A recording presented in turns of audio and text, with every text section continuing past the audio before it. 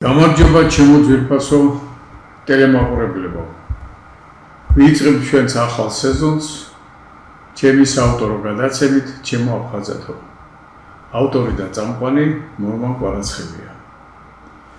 და სწორედ დღეს, როდესაც ხელახლა უკვე ახალ გადაცემების ციკლს ვიწყებთ, ჩვენთან პირველად მოვიწვიე მე პირველად დღეს სტუმრად, ვინცე ჩემთან რამოდენიმეჯერ იყო ბატონი ლადო პაპავა, მაგრამ თავარია რომ დღეს ის პირველად ხსნის ჩვენ სეზონს აკადემიკოსი საქართველოს მეცნიერებათა ეროვნული აკადემიის აკადემიკოსი მდივანი, თბილისის სახელმწიფო უნივერსიტეტის პროფესორი და რაც თავარია ძალიან მაღალი რანგის ექსპერტი, მაღალი რანგის ანალიტიკოსი და სამეცნიერო შრომებზე საერთოდ არც ლაპარაკობთ, იმიტომ რომ ბატონ ლადოს და 500-ზე მეტი სამეცნიერო შრომების ავტორია და მაგიდან დაახლოებით 30-40 მონოგრაფიის. და ეს არის სხვადასხვა უამრავი საზღვარგარეთის მეცნიერებათა აკადემიების წევრი და ერთადერთი პიროვნება მე ასე ვიტყოდი ქართულ მეცნიერებაში, ეკონომიკის დარგში განსაკუთრებით, ეს არის პიროვნება, რომელიც მთელ ამერიკის შეერთებულ შტატებში და ჩინეთიდან დაწყებული ყველგან ძალიან მაღალი რეიტინგით სარგებლობს. დიდი მადლობა ბატონო ლადო. მადლობა მოწვევისთვის. მომბრძანებისთვის დღეს თქვენ ეცოდენ ძვირფასი დრო გამონახეთ იმისათვის რომ ჩვენ დღეს ამსაუბრებთ აქ და ჩვენ ტელემაყურებლებისთვის კიდევ ერთხელ გვეჩვენებინა ჩვენი ყველაზე დიდი ტკივილი, რომელსაც აფხაზეთი ქვია და საქართველოს ტერიტორიული მთლიანობის აღდგენა ქვია.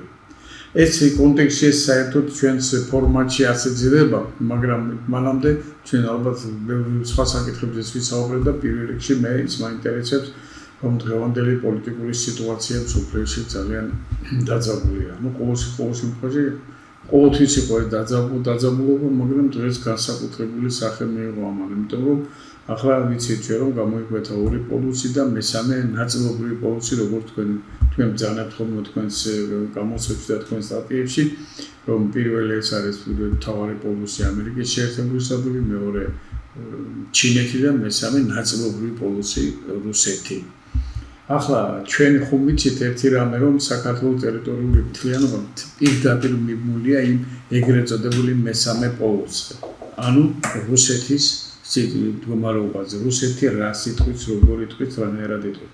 თუმცა დღეს თუ გადავხედავთ ამ ბატონ პუტინის 22 წლიან მმართველობას რუსეთში, ჩვენ ასე დასმამდე მივდივართ, რომ ყველაზე სუსტი მეფეც კი რომელიც რუსეთს უდეს მოპოვია, ყველა ცდილობდა რაც შეიძლება მეტი ტერიტორიების შემოერთებინა რუსეთში.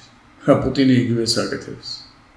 იგივე საკეთება, ეს ამათ მენტალიტეტში ისეა ჩაკერული, რომ ამას ისინი ვერ გაექცევიან ვერასოდეს და ასე თუ გაგრძელდა ახლა ისინი როგორი ტემპითაც მიდიან, რა ვიცი, მაშინ ალბათ მსოფლიოს ძალიან სერიოზული გაფრთხილება მართებს, რომ ეს ის ქვეყანა, რომელიც მხოლოდ ესე იგი შაგრენის წყალობით სხვის სიკეთეზე სხვის ტერიტორიების შეუძლია ისუნთქოს. ამ დროს მე მინდა ვთქვა და აღვნიშნო, რომ თვითონ ეს პუტინის აღიარება არის, რომ მთლიანი შიდა პროდუქტის ზრდა 1.1%. ფაქტობრივად ეს კი ახლა რუსეთის ეკონომიკასთან შედარება ცოტა გაგვიჭირდება, ახლა ჩვენ მასშტაბებზე რომ ვიფიქროთ, მაგრამ 1.1% ეს ეკონომიკის ეს რეგრესია უკვე. და ეკონომიკა კიდევ პირდაპირ არის მიმული, თუნდაც იგივე იმ საომარ მოქმედებებზე, რომელსაც რუსეთი აწარმოებს, თუნდაც ის მის ასე ვთქვათ პოლიტიკურ სიტუაციას, თუნდაც იმ მესამე პოლუსი რომ უნდა იყოს რუსეთი და უნდა რომ ძალიან გახდეს მესამე პოლუსი, ამაზეც არის ეს მიმული. მაგრამ მე ჩემთვის ახლა პირადად როგორც სამყონისთვის ამ გადაცემის სამყონისთვის ჩემთვის თავარია და უმთავრესი არის რა ელოდება საქართველოს აი ამ ლომთა ჭიდილში და საერთოდ საქართველოს ადგილიც არ იქნება და რაც მთავარია ბატონო ლადო, აქ ახლა ვიცი ჩვენ რომ ყოველ პოლიტიკას განსაზღვრავს მე ვფიქრობ ეკონომიკური ინტერესები. ანუ აი სათუ ის ქვეყანა რა ეკონომიკური ინტერესების ასე ვთქვათ წიაღში ძლდება იმ დიდი ქვეყნების მიმართ. ამ კუთხით თქვენ შესანიშნავად გაქვთ გააზრებული და შესანიშნავად გაქვთ გადმოცემული თქვენ სამეცნიერო თუ პოლიციის სტატიებში, რომ ესე იგი იქნება კავკასია არის ძალიან დიდი გეოპოლიტიკური ასე ვთქვათ ობიექტი ყველა ქვეყნების ინტერესებში შესული და ამ დროს ამ შემთხვევაში უკვე წარმოუშვა ასეთი ხო არსებობს სუეთის ნაკადი ანუ სუეთის დერეფანი არსებობს ბატონო ჩემო შუა დერეფანი არსებობს კიდევ ახალი ზანგეზურის დაემატა ამას აი ეს ყველაფერი მე მინდა რომ ჩვენს სამხრეთის დერეფანი მე მინდა ჩვენ ტელემოყოლებს აუხსნათ და იმ კონტექსტში რომ ესე იგი საქართველოს ტერიტორიული თლიანობასთან მივაბათ ეს საერთოდ ცხადია და ამიტომ რომ ახლა თურქები და საქართველოსზე გამავალ ასე ვთქვათ ძალიან დიდ ტიპუნვაზეა საუბარი ამ შემთხვევაში ამაკლია სპორტი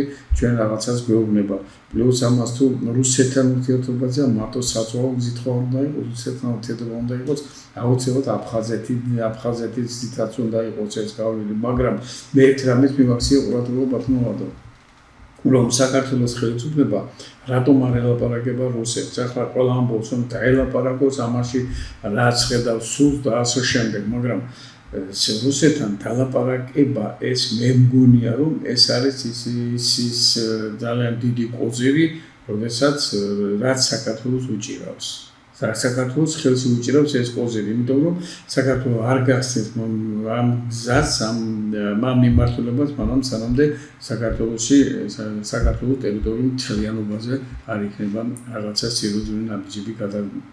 აი ეს ყველაფერი ახლა ცოტა ზოგადი საუბარი გამოვიდა მე ბატონო მაგრამ მე მაინც ვფიქრობ რომ აი თქვენი აზრი აი ამ კუთხით არის ძალიან საინტერესო და მნიშვნელოვანი ჩვენი ძვირფასი ტელემოყოლებისათვის. Bătrânul კიდევ ერთხელ დიდი მადლობა მოწვევისთვის. თქვენ თავიდან სავსებით სამართლიანად აღნიშნეთ, რომ დღეს გლობალურად დაძაბულობა პიკს აღწევს და რასთავარია დაძაბულობა ერთია და მეორე არის არანაკლები მნიშვნელობის გაურკვევლობა. სიტუაცია იმდენად ბუნდოვანია მთლიანად მსოფლიოში, რომ არის ძალიან ბევრი კითხვები და ძალიან მცირე ადეკვატური პასუხები. Პასუხები არ ნაწილობრივ ადეკვატურია, ან საერთოდ არ ადეკვატურია, ან საერთოდ არ არსებობს პასუხი. ჩვენ ყველამ ვიცით, რომ დონალდ ტრამპი მოვიდა ამერიკის პრეზიდენტად იმ დაპირებით, რომ რუსეთის ომს უკრაინაში გააჩერებდა ერთ დღეში. მერე სახე იცვალა ერთ თვეზე გადავიდა, მერე სამ თვეზე გადავიდა. ფაქტობრივად, მიუხედავად მისი ძალისხმევისა, მისი არაერთი შეხვედრისა პრეზიდენტ ზელენსკისთან, არაერთი შეხვედრისა ევროკავშირის ლიდერებთან და რასთავარია ჰქონდა უშუალო კონტაქტი ალიანსზე პრეზიდენტ პუტინთან, ომი მაინც გრძელდება. დაპირება და შედეგი არ ჩანს. და ომი კურატები მსჯელებ. ფაქტობრივად ეს ომი დასრულებადი არც არის. დღევანდელი გადასახედიდან გამომდინარე და რატომ? ზელენსკი რომ დათანხმდეს ტერიტორიების დათმობას, თუმცა ეს ძნელად წარმოსადგენია უკრაინული ხალხი ამას არ დათანხმდა. ხოლო ის რომ რუსეთმა კონსტიტუცია შეცვალოს და ის ტერიტორიები, რომელიც კონსტიტუციაში რუსეთის ფედერაციის ნაწილად აღიარა, ეგეც გამოიცვალა. ეს გამოსული, ეს უკან ამიტომ რუსეთი შეეცდება მაქსიმალურად გააკონტროლოს ის ტერიტორიები, რომელიც მან აღიარა თავის კონსტიტუციით, რომ ისი ნაწილია. უკრაინა შეეცდება მაქსიმალურად დაებრუნოს თავის ტერიტორიები. რა თქმა უნდა, სამართლიანობა უკრაინის მხარეს არის და ეს ერთმნიშვნელოვანია, იმიტომ რომ უკრაინა არცად არ შეიჭრა რუსეთს და დაიწყო ომი. მაგრამ აი ომის დასრულების რეალური გარანტიები, მექანიზმები უბრალოდ არ ჩანს. და თავიდანვე დასავლეთმა დაუშვა ერთი ძალიან სერიოზული შესწავლა. აი ბირთვული არსენალის მქონე დიდი ქვეყნის დამარცხება ომში პრაქტიკულად შეუძლებელია. იმიტომ რომ მას ყოველთვის შეიძლება უკანასკნელი ნაბიჯი გამოიყენოს ბირთვული იარაღი. თუ აგებდა მე უნდა დამარცხდე და დამარცხდეს ყველა. ეს არის ასეთი ძალიან ბრუტალური მსჯელობა, ლოგიკა, მაგრამ ეს ასე. სამწუხაროდ რუსეთი ყველაფერზე წამსვლელი. სამწუხაროდ. ბატონო, ერთ პატარა ჩართვას გავაკეთებ თქვენთან. პუტინმა სხვათაშორის ძალიან სერიოზული ტონით თქვა, რომ არ დავიწყდეს პოლონეთს, აი პოლონეთში ახლა ჩვენი რუსული დრონების გამოჩენასთან დაკავშირებით პოლონეთის რეაქცია ამაზე ხო ვიცით როგორია და მათ არ დააბრძანეს, რომ დასავლეთ პოლონეთის დასავლეთი ნაწილი სტალინმა აჩუქაოდა. ჩვენ ამას შევახსენებთ ჩვენს პოლონელ კოლეგებს. ესეც რაღაცას მიმარეს. ეხლა როგორ არის იცით ბატონო, ამ სოფლიოში იმდენჯერ მოხდა საზღვრების გადაკეთება. ხო, ახლა რომელი საუკუნიდან უნდა იანგარიშო და რომელი მოცემულობით უნდა იანგარიშო. ახლა ჩვენ თუ ავიღებთ იგივე ყირიმს, ხრუშჩოვმა რუსეთიდან აიღო და უკრაინას აჩუქა ყირიმი. კი. საბჭოთა კავშირი იყო და ხმას ვინ ამოიღებდა. ამოიღებდა და კარგი დროს დაემართებოდა, კარგი რეპრესიების ქვეშ მოხვდებოდა სერიოზული. ამიტომ აჩუქა, ახლა ეს რა ნიშნავს? რადგან აჩუქა, ამიტომ რუსეთის არის უნდა დაიბრუნოს. მაგრამ ისტორიულს თუ გადავხედოთ, ყირიმს თურქები აკონტროლებდნენ. ამიტომ არ არის ასე მარტივი და ამიტომ არის ყველაზე მთავარი პრინციპი საზღვრების უცვლელობის პრინციპი. სწორედ ამ პრინციპით დაიშალა საბჭოთა კავშირი. საზღვრების უცვლელობის პრინციპი და ეგ დაზარალებული პირველ რიგში აღმოჩნდა საქართველო, რომელსაც ორი ოკუპირებული ტერიტორია აფხაზეთი და სამაჩაბლო. ამ დროს ეგონა პირიქით გავიმარჯვეთ არა? ხო.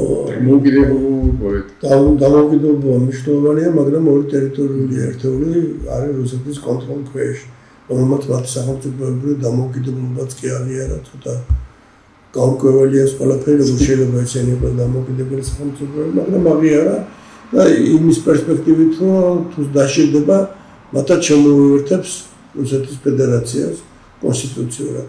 ყოველ შემთხვევაში ტელემაყურებელს შევახსენებ, რომ რამდენიმე წლის წინ სამაჩაბლოში იგივე სამხრეთ ოსეთში ჩატარდა რეფერენდუმი, სადაც ქართული მოსახლეობისგან პრაქტიკულად დაცლილი რეგიონმა მხარი დაუჭირა რუსეთთან, კერძოდ ჩრდილოეთ ოსეთთან ინტეგრირებას. მოსკოვმა შემდეგ ეს შეაჩერა, მაგრამ ეს დამოკლეს მახვილივით ბაწევს საფრთხესა. ანუ ისე თქმა უნდა იცით, რომ ჩვენ თუ დავიწყებთ ისტორიულად სად რომ ვისი ტერიტორია იყო, როგორ შეიცვალა, ეს მიგვიყვანს იმდენ გაუგებრობამდე და იმდენ სირთულეებამდე, რომ აი ტერიტორიული უცვლელობის პრინციპი, საზღვრების უცვლელობის პრინციპი, ეს მნიშვნელოვანი მონაპოვარია, ეს რა თქმა უნდა საქართველოს ინტერესშიც არის. ამიტომ რუსეთის ამბიციები რა თქმა უნდა გამართლებული არ არის, მაგრამ როდესაც შეიჭრა რუსეთი 2022 წლის 24 თებერვალს, მაშინ დასავლეთს უნდა ეფიქრა იმასთან დაკავშირებით, რომ რუსეთის დამარცხება, ამ ხელა ბირთვული არსენალის მქონე ქვეყნის დამარცხება პრაქტიკულად შეუძლებელი. მით უფრო ის ქვეყნის, რომელსაც მხარს უჭერს ჩინეთი, მხარს უჭერს მსოფლიოს საკმაოდ მნიშვნელოვანი ნაწილი და რომელსაც თვითონაც აქვს საკმაოდ სერიოზული რესურსები.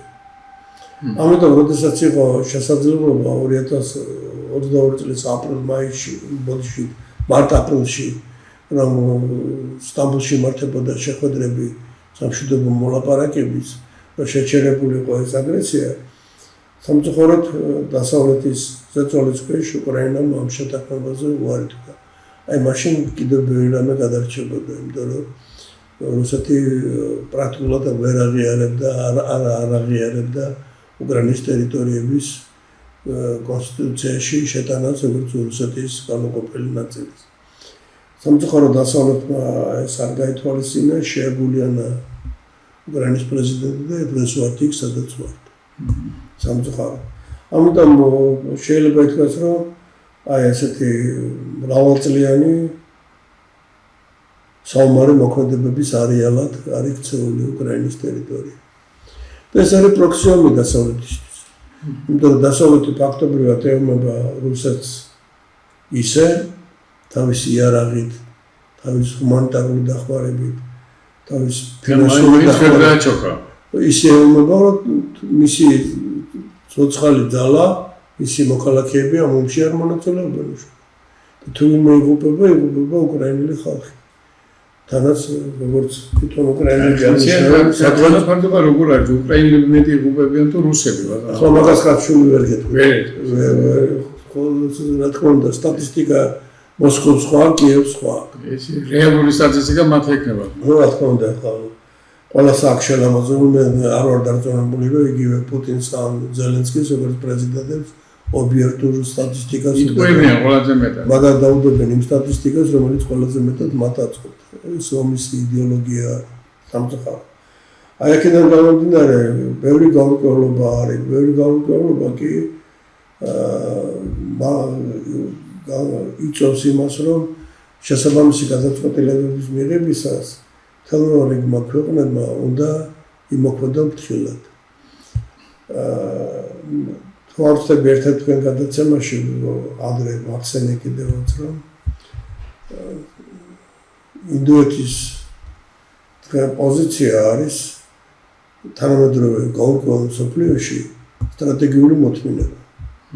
ანუ პოზიცია ისე რომ რადგანაც არ ვიცით რა იქნება, როგორ იქნება და საერთოდ მსოფლიო იყოს სტრატეგიული მოთმინების რეჟიმში. ანუ არ დავაჩხაროთ საკითხები, არ გამოხატოთ პოზიცია უფრო მკაფიოდ, ვიდრე რამე გაერგო.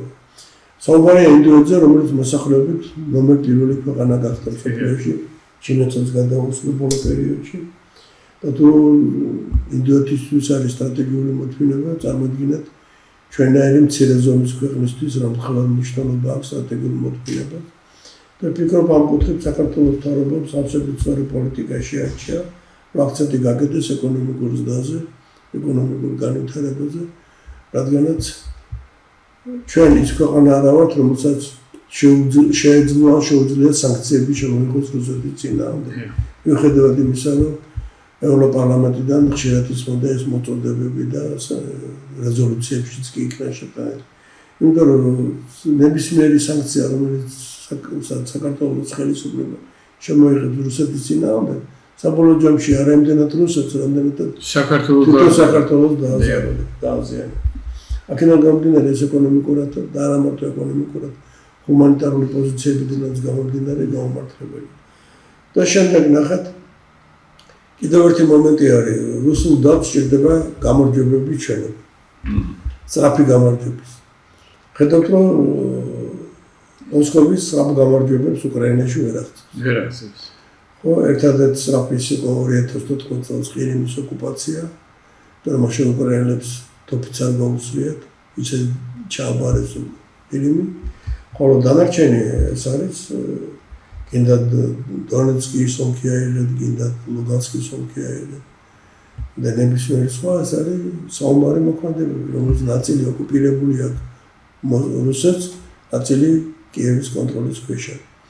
აქედან გამომდინარე, ჩვენ რაღაც შეცდომა დაგვიშვა მოსკოვთან მიმართებაში, რა უნდა საქართველოს სრულ ოკუპაციას. მით უფრო 22% ქართული ტერიტორიას რუსეთს ოკუპირებული აქვს, აკონტროლებს აფხაზეთს, აკონტროლებს სამაჩაბლოს და თბილისიდან არცისის შორს არის მის სამხედრო ბაზა. ეს იქნებოდა სწრაფი ოპერაცია, რომელსაც ქულებს ჩაეწერდა. ჩვენს მაყურებელს შევახსენებ 2008 წელს, როდესაც ხუთდღიანი ომი იყო საქართველოში, რუსეთი რა შემოიჭრა. შემდეგ რუსებმა როგორ გააპიარეს, იცით ეს სხვადასხვა საინფორმაციო საშუალებებში. რუსები საქართველოში საქართველოს კი არ ებრძოდნენ. რუსები საქართველოში ამერიკელებს ებრძოდნენ და ამერიკელები დაამარცხეს საქართველოში.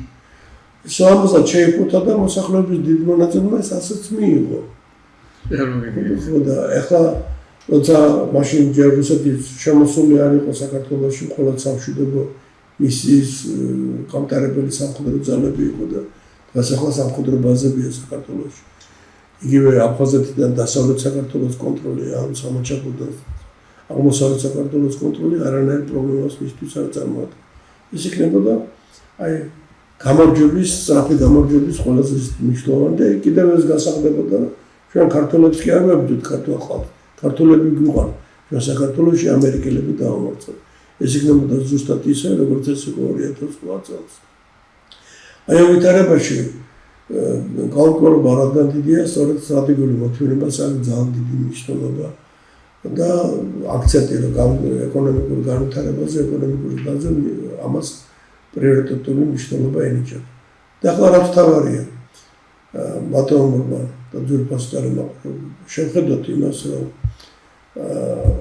ყველაზე სერიოზული საერთაშორისო ორგანიზაცია, რომლის ვერდიქტი ბოლო ინსტანციის არის ეკონომიკაში, ეს არის საერთაშორისო სავალუტო ფონდი. საერთაშორისო სავალუტო ფონდის შეფასებები საქართველოს ეკონომიკურ განვითარებასთან და ეკონომიკურ დასთან მიმართებაში არის მხოლოდ და მხოლოდ პოზიტიური. მხოლოდ და მხოლოდ დადებითი, რაც მნიშვნელოვანია, იმიტომ რომ ერთი არას ლაპარაკობს ნებისმიერი ქვეყნის მთავრობა, მეორე არას ლაპარაკობს ამ ქვეყნის შესახებ საერთაშორისო საფინანსო ინსტიტუცია, რომელსაც პრაქტიკულად აქვს ნომერ პირველი საერთაშორისო პოლიტიკურ არენაზე, მსოფლიო პოლიტიკურ არენაზე ისე ზეწოლას განვიცდით. აი ამაშია საქმე, ახლა ძალიან კარგი თემა წამოწევთ ბატონო.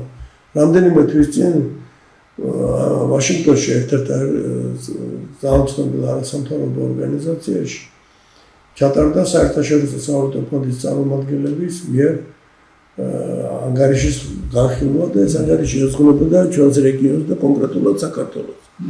ამ შეხვედრას ესწრებოდა ძალიან ბევრი წარმომადგენელი და მათ შორის იყო ჩემი ერთ-ერთი მეგობარი, რომელიც დღეს ამერიკის შეერთებული შტატების მოქალაქეა, ისაცხებოდა. და ძალიან საინტერესო რამე მოხდა, როცა სავალუტო ფონდის წარმომადგენლები საქართველოს ეკონომიკურ განვითარებას დადებითად აფასებდნენ, ამან გარკვეული უკმაყოფილება გამოიწვია ამერიკელ სფეროში. და გაუგებრობა, როგორ საქართველოს მიდის ავტორიტარული მმართველობისთვის ეკონომიკურად როგორ ვითარდება. და ერთ-ერთი ყოფილი ელჩი ამერიკის შეერთებული შტატების საქართველოში ესწრებოდა ამ სტომას და პრაქტიკულად ღია დაუპირისპირდა საერთაშორისო სავალუტო ფონდის წარმომადგენლებს, რომ თქვენი ანგარიში არ არის ადეკვატური და არ არის სერიოზული. ასეთაც სავალუტო ფონდის პოზიცია იყო საკმაოდ კაფიო. მან პოზიცია იყო, რომ ჩვენ არ ვართ პოლიტიკური ორგანიზაცია, ჩვენ ვართ ეკონომიკური საფინანსო ინსტიტუცია და ამიტომ ჩვენ ვაფასებთ იმას, რაც ახდება ეკონომიკაში. ამიტომ აქ წინააღმდეგობრივია, გავაგრძელებ ამ თემას. აი შეხედათ არაერთი არასამთავრობო ორგანიზაცია ატარებს კვლევას, ეს როგორც ევროკავშირში, ასევე ამერიკის შეერთებულ შტატებში და ხშირად ეს ორგანიზაციები იგივე ევროკავშირთან არიან აფილირებულები. და ამათი კვლევით საქართველოს აქვს მხოლოდ წინსვლა სხვადასხვა რეიტინგებში. გამჭვირვალეობის თვალსაზრისით, კორუფციის თვალსაზრისით, სახელმწიფო მმართველობის თვალსაზრისით, სასამართლო დამოუკიდებლობის თვალსაზრისით. და ეს არის სწორედ ბრიუსელის არასამთავრობო ორგანიზაციები და გამოდის უნიკალური რამ. ბრიუსელი არასამთავრობო ორგანიზაციები საქართველოს დადებითად აფასებენ. ბრიუსელის პოლიტიკური ელიტა საქართველოს მიმართ მხოლოდ კრიტიკულობს. ეს ნონსენსი არ არის მე. აბსოლუტურად ეს არათავსებადია, იმიტომ რომ ჩვენივე დაფინანსებული არადამოუკიდებელი კვლევითი ცენტრები საქართველოს ეკონომიკაში და სახელმწიფო მმართველობაში მიმდინარე პროცესებს აფასებენ დადებითად, წერენ რომ სწორი მიმართულებით მიდის და შენ პოლიტიკურად აკრიტიკებ. აი ეს რა თქმა უნდა გაუგებრობაა და ეს გაუგებრობა წესით ასე არ უნდა ხდებოდეს. ხო თუ ქვეყანა წარმატებული არის, მაშინ რაშია საქმე. ყოველ შემთხვევაში ბრიუსელი ჯერჯერობით აგრძელებს ამ წინააღმდეგობრივ მდგომარეობაში ყოფნას სამწუხაროდ. ბატონო, მე ისევ მინდა დავუბრუნდე აი რუსეთის პოლიტიკას, იმიტომ რომ სხვა თუ არაფერი რუსეთი არის ის ქვეყანა, რომელმაც მართლაც ყველაზე დიდი წიხლი დააჭერა საქართველოს და სამწუხაროდ და ეს ამას ბევრი ჩვენი ტელემაყურებლები დარწმუნებული ვარ, ამას ელოდებიან, მით უმეტეს თქვენი რანგის დონის ადამიანისგან და ახლა თქვენ რეგალიებზე არ საუბრობ.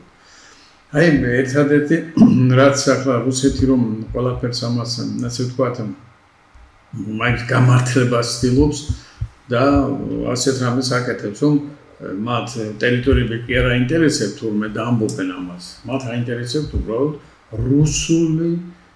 რუსეთის მოქალაქეების უფლებების დაცვა სხვადასხვა ქვეყნის ტერიტორიებზე და ამიტომ ახლა მეუფლებას ვიცავ რუსეთის და ამისთვის რას აკეთებს რუსეთი პირველ რიგში აკეთებს მათი კრიტერიუმით სამხრეთ ოსეთის ჩვენთვისაც არის ცხენვალის რეგიონი, აფხაზეთი ახლა ისთავისთავად და ეხლა ნებისმიერ კუთხე კუნძულში გახსნილი არის ის რაღაცა სარეგისტრაციო უბუნები თუ რაღაცა და უნდა თავისუფლად შეუძლიათ არც ენის ცოდნა საჭირო, არც ისტორიის ცოდნა საჭირო, მოქალაქეობას ურიგებენ უკვე კი ეს შემოყური მექანიზმია, ანუ თვითონ არიგებს მოქალაქეობას და მე მიდის მათ დასაცავად. მე მიდის მათ დასაცავად. ნუ ახლა ჩვენ ხო ვიცით ეს რას ნიშნავს. მაგრამ აი თქვენ რას ხედავთ, მე მაგალითად მე თვითონ ახლა ამდენი ხანია მე ამ პოლიტიკურ სიტუაციებში ვარ და ყველაფერს ძალიან დიდ გულისხმობით ვადევნებ თვალს. მაგრამ რატომღაც აქ მე გამოსავალს ვერ ხედავ ბატონო, იქნებ თქვენ ვითხრათ და უთხრათ ჩვენ ტელემახურებლებს რა გამოსავლიზებნა შეიძლება ახლა ესაც ასე იქცევა და მაგისტრის პოლიტიკური თემა საერთოდ არის წითელი ხაზი. ეკონომიკური კი ბატონო, საქართველოს მიმართებას მოწმობთ. პოლიტიკურზე მილაპარაკებთ, ეკონომიკურზე კი ბატონო რამდენი გინდა. ახლა რა თქმა უნდა მოსკოვი ძალიან კარგად შეხვდებოდა იმას, რომ დიპლომატიური ურთიერთობები აღდგეს. მაგრამ ამას გამოიყენებდა რა თქმა უნდა სათავისოდ. არაფრის დამთმობის არ არის. აბსოლუტურად არაფრის დამთმობის არ არის. ამიტომ სანამ გლობალურად არ გაიგება სოფლიოში ძალთა თანაფარდობა, დღეს რაიმე კონკრეტულ გზებზე საუბარი უბრალოდ შეუძლებელია. იმიტომ რომ დანარჩენ როგორ არის იცით? აი რაღაცა გზა შეიძლება განიხილო თეორიული მოდელი და ეს იქნება მხოლოდ და მხოლოდ утопია უკეთეს შემთხვევაში. მეტი არაფერი, იმიტომ რომ აი თქვენ სავსებით კარგად აღნიშნეთ, რომ დღევანდელ სოფლიოში სოფლიო აღარ არის ერთპოლისიანი, ისე როგორც იყო ეს ერთპოლისიანი. პრაქტიკულად მას შემდეგ რაც აფრიკა კავშირი დაიშალა. გადააკეთა რომ იყო ერთპოლისიანი, რა საქართველოს ტერიტორიული მთლიანობის აღდგენაში ამის დაეხმარა? საერთაშორისო ფორმატები შეიქმნა, გაეროში რეზოლუციები მიიღეს, მაგრამ ამაზე გავლენა რუსეთზე არ ქონია. უფრო მეცაც გეტყვით, 2008 წლის 5 დღიანი ომის შემდეგ დასავლეთ რუსეთის წინააღმდეგ სანქციებიც კი არ მიიღო. და კიდევ უფრო მეც გეტყვით. სწორედ ამ ომის შემდეგ მიიღეს გადაწყვეტილება, რომ რუსეთში ჩატარებული იყო ზამთრის ოლიმპიური თამაშები სოჩში, რუსეთში ჩატარებული იყო მსოფლიო ჩემპიონატი პეტერბურგში. ეს არის მასმერი, რაც საქართველოში მოხდა რუსეთის შემოჭრა 2008 წლის აგვისტოს 5 დღიანი ომი. სანქციები შემოღებული იქნა, შედარებით რბილი სანქციები მხოლოდ 2014 წლის შემდეგ, როდესაც მოახდინა რუსეთმა ყირიმის ნახევარკუნძულის ოკუპაცია. ხოლო სერიოზული სანქციები შემოღებული იქნა 2022 წლის 24 თებერვლის მერე, რაც დაიწყო რუსეთმა ფართომასშტაბიანი სამხედრო ოპერაცია ომი უკრაინის ტერიტორიაზე. ამიტომ თანაც ეს სანქციები არ არის უყოფილი.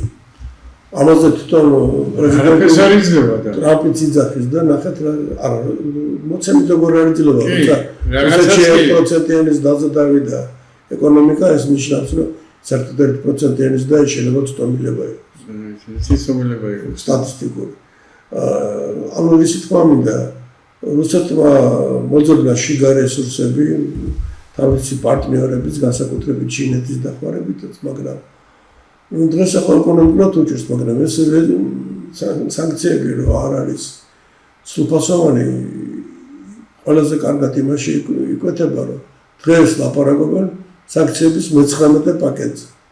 თუ შესაძლებელია 19 პაკეტი, ესე იგი წინა 18 პაკეტი ყველა ხარვეზიანი. ხარვეზიანი არ შესრულება, არ შესრულება. ახლა მე შევახსენებ ჩვენს მაყურებელს, რომ 2000 ბოდიში აი როდესაც 18 პაკეტი მიიღო დასავლეთ 18 პაკეტი. აი პაკეტში პირველად ჩაიწერა, რომ დასავლეთი აღარ შეესყიდის რუსეთისგან ალმასებს და ბრილიანტებს. კარგია რა. ანუ წინა 11 პაკეტის პირობებში რუსეთი ყიდულობდა, რუსეთისგან დასავლეთი ყიდულობდა ალმასებს და ბრილიანტებს. ურანსაც არ და ირიბად აფინანსებდა ომს. ამიტომ ყველა ეს პაკეტები აი იდეალური იზოლაცია უბრალოდ შეუძლებელია. იმიტომ რომ დასავლეთი ეს მნიშვნელოვანი ნაწილია მსოფლიოში, მაგრამ მთელი მსოფლიო არ არის. არ არის სოფლიოში. უფრო მეტიც ახლა შიდა პროდუქტის მიხედვით ახლა როცა დონალდ ტრამპმა მოსთხოვა ინდოეთს, რომ აღარ შეისყიდოს რუსეთიდან ნავთობი, და საერთოდ შეწყვეტოს რუსეთთან ეკონომიკური ურთიერთობა, ინდოეთმა მას უარი უთხრა. და დღეს ცნობილი ამერიკელი სპეციალისტები იმასაც წერენ, რომ ტრამპმა მოახერხა ინდოეთის დაკარგვება და ინდოეთი გადაულოცა რუსეთს და ჩინეთს. ეხლა მან სერიოზული პრობლემაა თვითონ ინდოეთსა და ჩინეთს შორის ისტორიულად მოსდევთ იქ. საზღვრების პრობლემაა, ძალიან სერიოზული პრობლემაა.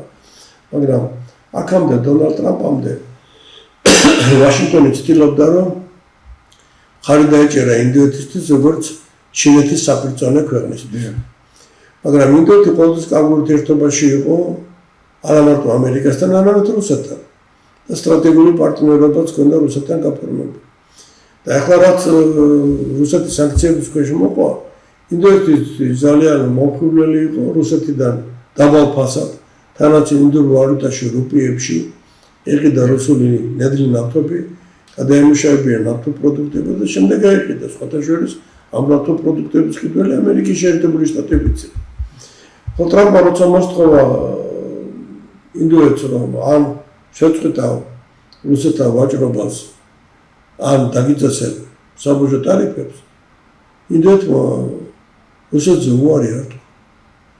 და ამისარად ამის გამო გავრცელდა ამერიკის შეერთებულ შტატებში საექსპორტო წრეებში ასეთი მოსაზრება, რომ პრაქტიკულად ამერიკა კარგავს ინდოეთს. ახლა რა დიდი სახელმწიფო ცდილობს თავის თამაშის წარმართოს. ახლა მრავალპოლიციანი სამყარო დღეს როგორ სამყარო ერთპოლიციანი არ არის და მრავალპოლიციანია. ფაქტია და აქ დგება საკითხი კონკრეტულად რამდენი პოლიციანია. ну დღეს კონკრეტულად გამოკვეთილი ორი პოლიციერი ამერიკის შეერთებული შტატები და ჩინეთი.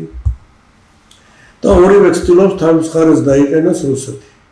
თუმცა დღევანდელი კონფიგურაციით რუსეთი უფრო ჩინეთის ხარეს არის.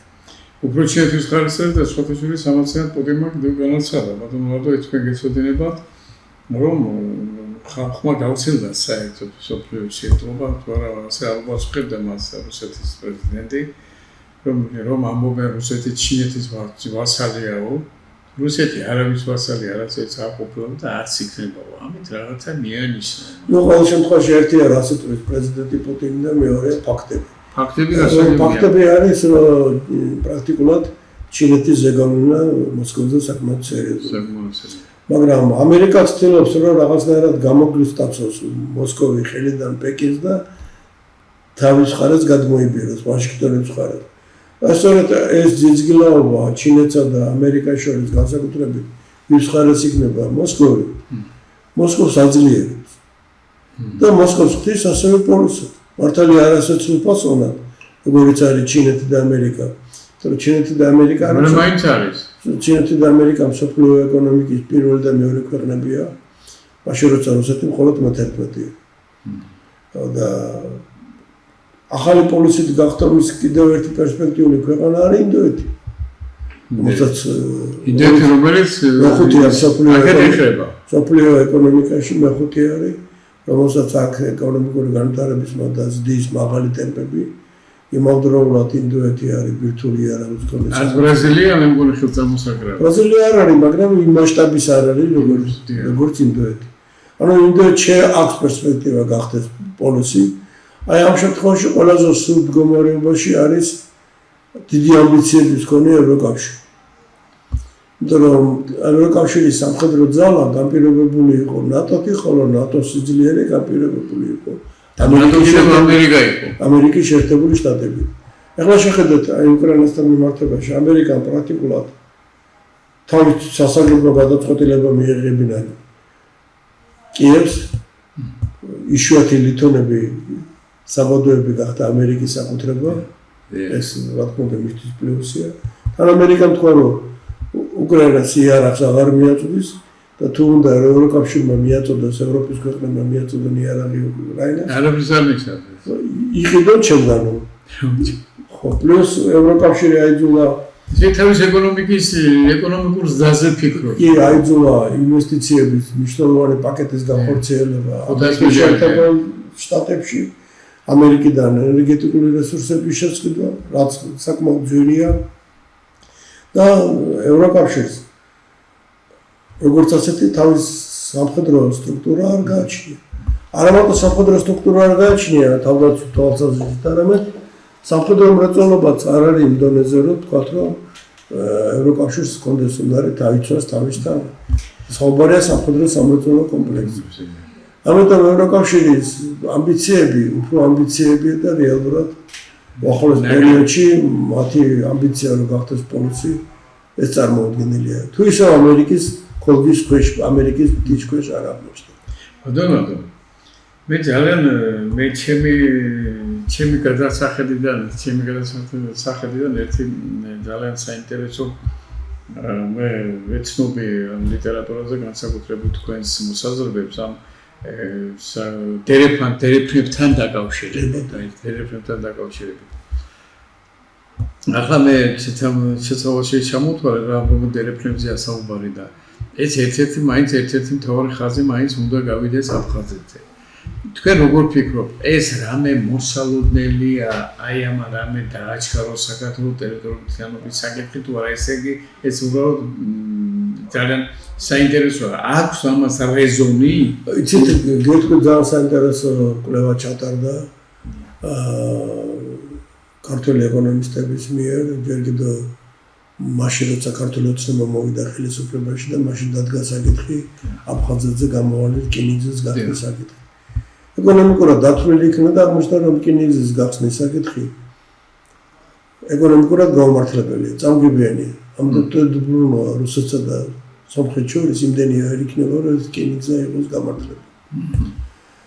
ერთადერთი პოლიტიკური დანიშნულება ჰქონდა რომ გაძლიერებულიყო უფრო მეტად სომხეთი სამხედრო თვალსაზრისით და ცალკე ვექტორი იყო რუსეთის დაკავშირება ირანთან.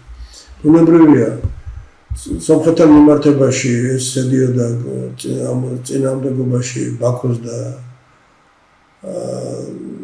ანკარის ინტერესებთან, ანუ არც აზერბაიჯანს და არც თურქეთს არ აწყობდა. ხოლო ირანთან მიმართებაში ეს უკვე შედიოდა ამერიკის შეერთებული შტატებიდან წინააღმდეგობაში. ამიტომ ეს რკინიგზა რა გასწრილიყო. თუ ამას არ მოყვებოდა რაღაც რადიკალური ცვლილებები აფხაზეთთან მიმართებაში, უბრალოდ ამის გახსნა იქნებოდა დიდი შეცდომა თბილისის. ეს კიდევ არ ჩანს. ხო, აქ რაიმე პერსპექტივა უბრალოდ არ ჩანს. არ ჩანს. ხო. ახლა რაც შეეხება დერეფნებს, ნახეთ სატრანსპორტო დერეფნები ძალიან პოპულარული გახდა მას შემდეგ, რაც 2013 წელს ჩინეთის პრეზიდენტმა სი ძინპინმა წამოაყენა ერთი გზა ერთი სარტყელის ინიციატივა, რომელიც ფარავს პრაქტიკულად მთელ მსოფლიოს. და აი ამ ერთი გზა ერთი სარტყელს თავარია ჩრდილოეთის იყო გათვალისწინებული ევროპის დაზის დაკავშირება ორი მარშრუტით. ერთი ჩრდილოეთის მარშრუტი, მეორე სამხრეთის მარშრუტი. შუა დერეფანი, როგორც ასეთი, უბოლოდ არ არსებობდა. ანუ დერეფანი, რომელიც აზერბაიჯანსა და საქართველოზე გადის. საუბარი იყო ჩრდილოეთ დერეფანზე, რომელიც რუსეთის გავლით დააკავშირებდა ჩინეთს ევროპასთან და სამხრეთის დერეფანი, რომელიც ირანის და თურქეთის გავლით დააკავშირებდა ასევე დასავლეთთან ევროპასთან. საკმაოდ დიდი ძალისხმევა დაჭირდა საქართველოს მთავრობას, რომ რამდენიმე წელიწადში პეკინს შეეცვალა თავის დამოკიდებულება და ჩრდილოეთ და სამხრეთ დერეფნისგან ერთად განეხილა შუა დერეფანი, რომელიც იწყება ჩინეთიდან, გადის ყაზახეთზე, შემდეგ კასპიის ზღვით უკავშირდება აზერბაიჯანს, აზერბაიჯანიდან საქართველოზე და საქართველოდან არის ორი განშტოება. ერთი შავი ზღვით ევროპისკენ, მეორე განშტოება თურქეთზე. აი ეს არის პრაქტიკულად შუა დერეფანი. ეს დერეფანი გაჩნდა ახლა ჩინურ რუკაზე, რაც ძალიან მნიშვნელოვანია. მას შემდეგ, რაც რუსეთმა დაიწყო უკრაინაში და დასავლეთმა დაუწესა სანქციები, ჩრდილოეთ დერეფანი დაიხურა. ამან გააქტიურა სამხრეთ დერეფანი და შუა დერეფანი. მაგრამ სამხრეთ დერეფანს აქვს ერთი პრობლემა. ეს არის კონფლიქტური სიტუაცია ირანსა და თურქეთს შორის, რომელიც არ არის მარტივი. და ამის გარდა დასავლეთიც არ არის მომხრე ამ დერეფნის გამოყენების და გეტყვით რატომ. რუსეთი ცდილობს კასპიის ზღვის გამოყენებით მოახდინოს ჩრდილოეთ სამხრეთის დერეფანი. ანუ რუსეთიდან კასპიის ზღვის რუსეთის პორტებიდან დაკავშირება ირანთან და შემდეგ სამხრეთისკენ წასვლა ინდოეთისკენ. ახლა ნახეთ, მაშინ ირანი ხდება ჰაბი. ერთი მხრივ ჩინეთიდან ევროპისკენ მოლდოვა იწყება. ხო, ამას რა თქმა უნდა დასავლეთი სერიოზულად წინააღმდეგობას უწევს. ამიტომ ძალიან პოპულარული გახდა შუა დერეფანი. თანაც გავითვალისწინოთ, რომ შუა დერეფანის დატვირთვა მაშინ როდესაც ჩრდილო დერეფანი აქტიური იყო, შეადგენდა ჩრდილო დერეფნის დატვირთვის მხოლოდ 8%. ანუ პოტენციალი შუა დერეფნის ათვისების ძალიან დიდი. აი ბოლო პერიოდში მაშინდელ რაც აზერბაიჯანმა მოახერხა ტერიტორიული მთლიანობის აღდგენა, დადგა საკითხი ზანგეზურის ეს ყოფილი დერეფანი საბჭოთა კავშირის დროს არსებობდა. აი ეს ჩრდილოეთი დერეფანი ბატონო ლადო ეს 8% რომ არის ახლა ჩვენი სამხრეთის ის ამ შემთხვევაში თქვენ როგორ ფიქრობთ ეს ასე მუდმივად გაგრძელდება მანიპულაცია აქცან გვაქვს ჩვენ საქართველოში როცა ჩრდილოეთის დერეფანი თუ ისე აღდგება რომელიც მე ამჯერა რომ მალე აღდგება იმიტომ რომ მაშინ ომი უნდა დასრულდეს რუსეთი უნდა დაუბრუნდეს თავის ძველ საზღვრებს ამიტომ ჩრდილოეთის დერეფნის აღდგენა ახლო მომავალში პერსპექტიული არ არის მაგრამ ამიტომ პერსპექტიული არის შუა დერეფნის ამოქმედება. ეხლა გაჩნდა ზანგეზურის დერეფანი. ანუ შუა დერეფანი აზერბაიჯანს აკავშირებს თურქეთთან, საქართველოს გავლით. ხოლო ზანგეზურის დერეფანი ეს არის აზერბაიჯანის სამხრეთი და სომხეთის ტერიტორიის სამხრეთ ნაწილის გავლა ირანის საზღვართან, რომელიც დაუკავშირდება თურქეთს. თურქეთს ორივე დერეფანი სჭირდება და განსაკუთრებით ზანგეზური, იმიტომ რომ მას აქვს თავისი ხედვა პანთურქული სივრცეს აღდგენასთან დაკავშირებით. მაგრამ აქ არის ძალიან ბევრი პრობლემა. ერთი პრაქტიკულად სომხეთის ტერიტორიაზე ხდება სხვა სახელმწიფოს იურისდიქცია. და სომხები თლიანად მათი სუვერენიტეტს აკრიტიკებენ. ერთმანეთს არ აწყობთ. ხო. მოგეხსენებათ რამდენიმე კვირის წინ ამერიკის შეერთებულ შტატებში აგვისტოში შედგა ისტორიული შეხვედრა. ამერიკის შეერთებული შტატების პრეზიდენტმა მიიწვია აზერბაიჯანის პრეზიდენტი და სომხეთის პრემიერ-მინისტრი. იქ ხელი მოეწერა სამშვიდობო დეკლარაციას და პარაფირებული იქნა სამშვიდობო ხელშეკრულება.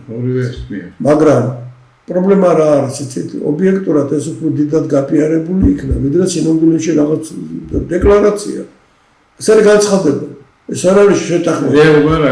შეთანხმება არა. ტრამპის გზა რაც შეეხება სამშვიდობო შეთანხმებას, ეს არის პარაფირებული. ანუ საგარეო საქმეთა მინისტრებმა მოაწერეს ხელი დოკუმენტს, რომ ეს არის შეთანხმებული. მაგრამ ეს არ ნიშნავს, რომ ხელმოწერილია და შემდეგ შეიძლება პარლამენტებს გადაეგზავნოს რატიფიცირებისთვის. ამიტომ ეს ყველაფერი უფრო პიარი იყო, ვიდრე რეალური შედეგი და უფრო მეტიც იცით. ძალიან მნიშვნელოვანია ეგრეთ თვითონ სომეხი ექსპერტები, სპეციალისტები სერიოზული წერენ იმის შესახებ, რომ ის რომ ეს შეთანხმება ამოქმედეს, საჭიროა ცვლილებები სომხეთის კონსტიტუციაში. რაც ასეაბილი არ არის. ეხლა რაც შეეხება ამ დერეფანს, ზანგეზურის დერეფანს, რომელსაც ასევე ლამაზი სახელი ეწოდა ტრამპის მარშრუტი, რომელიც არის მშვიდობისა და კეთილდღეობისთვის.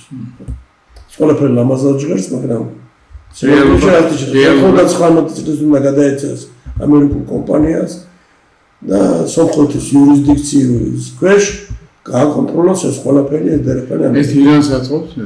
რა თქმა უნდა არ აწყობს, მაგრამ მათ შევხედოთ კიდევ ერთ პატარა ეშმაკობებს. ეს ზანგეზურის დერეფანი პროექტი არის მულტიმოდალური სატრანსპორტო დერეფანი, სადაც უნდა გაიაროს საავტომობილო გზებმა და რკინიგზა. მაგრამ ზოგიერთ პუბლიკაციაში დასავლეთში გაჩნდა, რომ აქ უნდა იყოს გაკეთდეს ახალი მილსადენები. ეს არ არის რეალურია, იმიტომ რომ ბაქო-თბილისი ჯეიხანი და ბაქო-თბილისი ეს არა დატვირთული მთლიანად. ესენი არ არის დატვირთული და ამას ვინ ჩადებს. თანაც ასე ფეთქება წაშიდ რეგიონში. ეს ერთი. მაგრამ ასევე წამოვიდა პუბლიკაციები, რომ თურმე ზანგეზურის დერეფანი ყოფილა შუა დერეფნის განშტოება. ეგრეც არ არის მართალი და გეტყვით რატომ. შუა დერეფანი არის ჩინური პროექტი.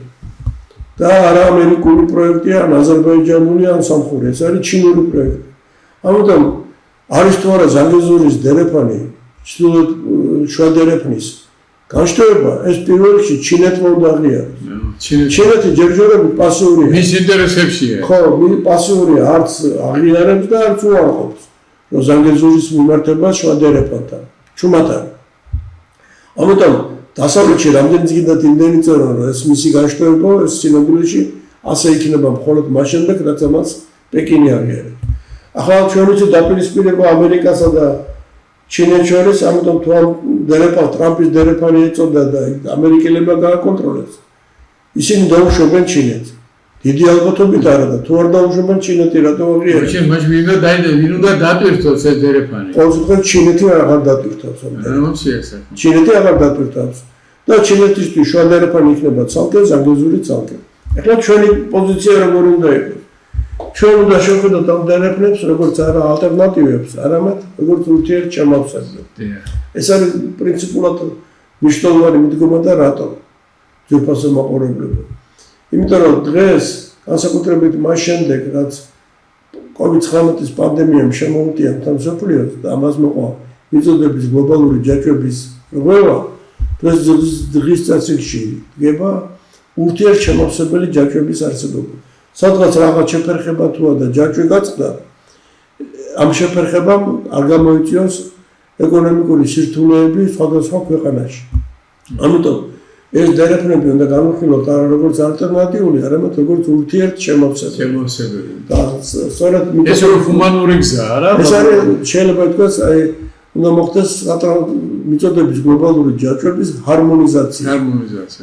რომ პრობლემები არ შექმნას სოფლიო ეკონომიკაზე. ჩემი ხედვით საქართველოს პოზიცია უნდა იყოს თბილისის პოზიცია. სწორედ ამაზე დაფუძნებული იქნება ზანგეზურის დერეფანი. ძალიან კარგი, მაგრამ ეს დერეფანი განვიხილოთ არა როგორც ალტერნატივა შუა დერეფნის, არამედ როგორც შემოსეველი. და უფრო მეცაც გეტყვით, იცით? ამას არის ძალიან დიდი მნიშვნელობა იმ თვალსაზრისით, რომ ჩვენი საქართველოს ინტერესშიც არის, რომ კავკასიაში ერთხელ და სამუდამოდ დამყარდეს მშვიდობა. მშვიდობა იყოს ჩვენ მეზობელ სახელმწიფოებს შორის, აზერბაიჯანსა და სომხეთს შორის. და თუ რაიმე შეთანხმება არსებობს, რომელიც ამ მშვიდობას მოიტანს, ჩვენ მხოლოდ და მხოლოდ უნდა მივესალმოთ. ბატონო, სულ რამდენიმე წუთი დაქვს ახლა, მაგრამ ერთი კითხვა მაინც არ შემიძლია რომ დაგისვათ. აი ამ არჩევნებთან დაკავშირებით ახლა ამას იცით თქვენ რომ ამას ძალიან დიდი მნიშვნელობა აქვს დღეს. ჩვენთვის, იმიტომ რომ ცოტა მე ვფიქრობ, რომ აქ ალტერნატივა არის ახლა ქართული ოცნება თავისთავად ცხადია, მაგრამ აი თქვენი აზრი მაინტერესებს, მაინც დაახლოებით ახლა პროგნოზის გაკეთება მაინც დიდი ასე ვთქვათ, მადლიანი საქმე არ არის, მაგრამ ყოველ შემთხვევაში თქვენი აზრი ძალიან საინტერესო იქნება. ნუ ახლა ჩვენ ყველა ვხედავთ რა ხდება ჩვენ ქვეყანაში. დაანონსებული არის სახელმწიფო გადატრიალება, ეგრეთ წოდებული ხელისუფლების მშვიდობიანი დამხობა, საერთოდ ხელისუფლების მშვიდობიანი ცვლილება ხდება არჩევნებით. მაგრამ ეს არ არის საპარლამენტო არჩევნები, ეს არის ეს ვერ გავიგე, სადაც არის ოპოზიციამ რომც გაიმარჯვოს, ეს არ არის მშვიდობიანი ცვლილება ხელისუფლების. რაიონის მერები მოახდინენ მშვიდობიანი. შეუძლებელია. ეს ანუ თვითონ არჩევნები ჩვენთან ტარდება საპარლამენტო და არასაპარლამენტო, არამედ ადგილობრივი, ამიტომ ეს მშვიდობიანი ცვლილება უბრალოდ გამორიცხულია. ხო, დანარჩენი მშვიდობიანი ტექსტის სიტყვის გამოყენება, მეორე სიტყვასთან დამხობა, ეს სიტყვების თამაშია და მეტი არაფერი. და რა თქმა უნდა, ეს არის პრაქტიკულად რეჟიმის შეცვლაზე მოწოდება. ბატონო, ბისმარკი ხო გენიოსი იყო, რო თქვა ყველაზე მეტად არჩევნები წინ იტყვებიანო და იტყობა, რომ ზუსტად ამ ჩვენს ოპონენტებს მართლაც არჩევნები წინ შეუძლია ძალიან ბევრი ტყუილები თქვა. საერთოდ პოლიტიკოსებს ხშირად ახასიათებს, არა მარტო ჩვენთან. სამწუხაროდ. დიდი მადლობა ბატონო ლადო, თქვენ ისე ღრმა შინაარსენად ისაუბრეთ და ისეთ სიღრმეებში წახვიდით, მე მგონია რომ ჩემო ძირფასო ტელემოყურებლებო, აი ყველაფერი ჩვენ ბატონმა ლადო მისკენ წაიყვანა რომ აი ტერიტორიულობის საკითხი როგორ უნდა იყოს საერთოდ. და ახლა ჩვენ ძალიან ბევრს ვსწავლობენ ასაკობრივად ჩვენი ხელისუფლებაც ყველაც, მაგრამ ამ შემთხვევაში სტრატეგიული მოთმინების რეჟიმის გვესმის ჩვენ ძალიან კარგად. თუმცა ახლა აფხაზეთთან და ოსეთთან ურთიერთობის საკითხი ეს მე მგონია გადაწყვეტადია, იმიტომ რომ ეს ასედება ეს გაგრძელდეს, იმიტომ რომ საქართველოსაც სჭირდება ასე ვთქვათ, ნორმალური და ძალიან ასე ვთქვათ, მშვიდობიანი განვითარება, ისე როგორც ეს ჭირდება აფხაზეთს და ეს ჭირდება ცხინვალის რეგიონს. მე დარწმუნებული ვარ ერთ რამეში, რომ მოვა ის დრო, როდესაც ჩვენ ერთად ვიქნებით აფხაზების, ქართველების და რუსების და რუსეთის ალბათ თავის ამბიციებზე ითვლეს უარს. იმიტომ რომ ეს ამბიციები რამდენად რეალურია და ობიექტურია, ეს ყველა მიწის თემა მსოფლიო მიწის ამის შესახებ. მომავალ შეხვედრამდე ძვირფასად არ იმაყურებლებო, ჩვენ კიდევ შევხვდებით არაერთხელ ერთმანეთს და ჩვენ კიდევ გვექნება ძალიან საინტერესო და ღრმა საუბარი ზუსტად აფხაზეთზე, საქართველოს ტერიტორიულ შენობაზე და დღევანდელ სიტუაციებზე, რაც მთელი მსოფლიოს მასშტაბით ხდება. დიდი მადლობა მომავალ შეხვედრამდე.